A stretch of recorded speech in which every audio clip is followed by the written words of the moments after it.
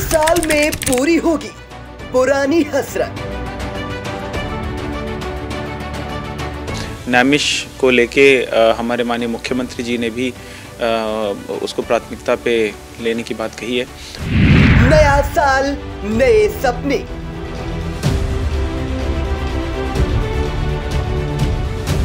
जो स्कूली बच्चे हैं उनको प्रॉपर डेस्क बेंच इत्यादि सुविधाएं वहां पे मिले, अच्छा जो शिक्षण का कार्य है वो हो सके। क्या है डीएम का ड्रीम प्रोजेक्ट?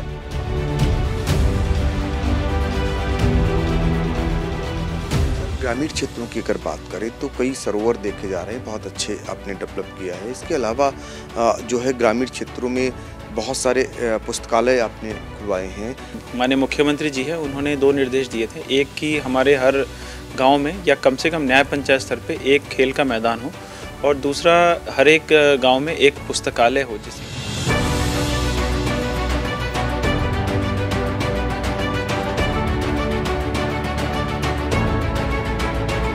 भ्रष्टाचार को लेकर आपने नकेल कसी है, कईयों पर कार्रवाइयां भी की हैं। अगर भ्रष्टाचार की शिकायत आएगी तो उसको किसी भी तरीके से ना उसको दबाया जाएगा, ना उस पर कोई कॉम्प्रोमाइज़ होगा।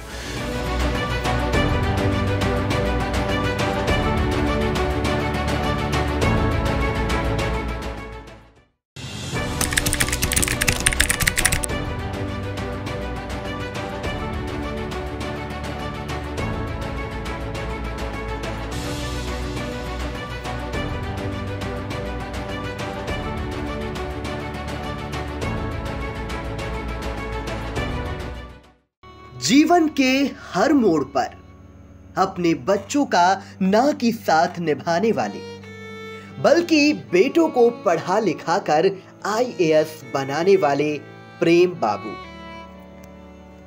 शुक्रवार को जब कचहरी पहुंचे तो किसी को यह नहीं पता था कि प्रेम बाबू का आज कचहरी आना जीवन का अंतिम दिन है।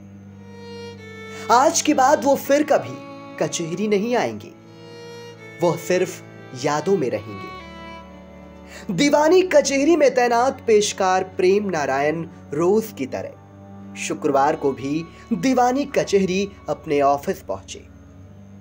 उन्हें खुद नहीं पता था कि क्रूर काल आज उनके साथ साये की तरह चल रहा है।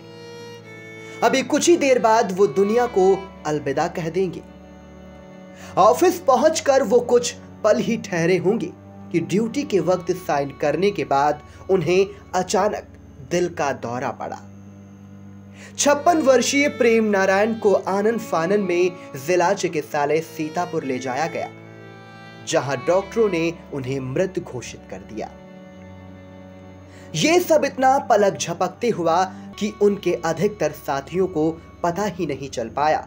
वह तो यह अनुमान लगाते रहे कि बाबू प्रेम नारायण यहीं कहीं परिसर में होंगे या फिर पान खाकर अभी आ रहे होंगे। उनके साथियों को जब यह जानकारी हुई तो सहसा उन्हें विश्वास ही नहीं हुआ कि बाबू प्रेम नारायण अब सच में दुनिया में नहीं रहे, क्योंकि प्रेम बाबू इतना खुशमिजाज थे कि उनके संपर्क में एक बार जो भी आया वह उनका मुरीद बनकर रह गया।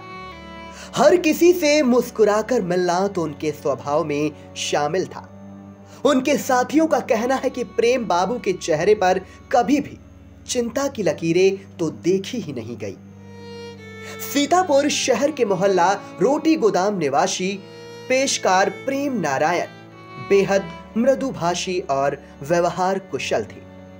उनके आकस्मिक निधन की जैसे ही खबर मिली कि दीवानी कचहरी व न्यायालय सहित मोहल्ले वासियों में शोक की लहर दौड़ गई। प्रेम नारायण का बड़ा बेटा उत्कर्ष नारायण का चयन 1 साल पहले आईएएस में हुआ, जबकि दूसरा बेटा तरुण नारायण भी अफसर बनने की राह पर है। उनके इन बेटों ने स्वप्न में भी नहीं सोचा होगा कि हम सभी को पढ़ा लिखाकर इस योग्य बनाने वाले पिता प्रेम नारायण हम सभी से कोई सेवा लेने से पहले ही हमेशा हमेशा के लिए दूर चले जाएंगे। उनकी पत्नी पूनम का तो रो रो कर बुरा हाल है। पिता और पति को अचानक होने का दर्द बेहद कष्टप्रद और त्रासद है, लेकिन होनी को कौन टाल सकता है। बाबू प्रेम नारायण अब भले ही इस दुनिया में नहीं रहे, लेकिन दीवानी कचहरी न्यायालय के जरिए उन्होंने अपनी सेवाएं दी। उससे वह सभी के दिलों में हमेशा जीवंत रहेंगे।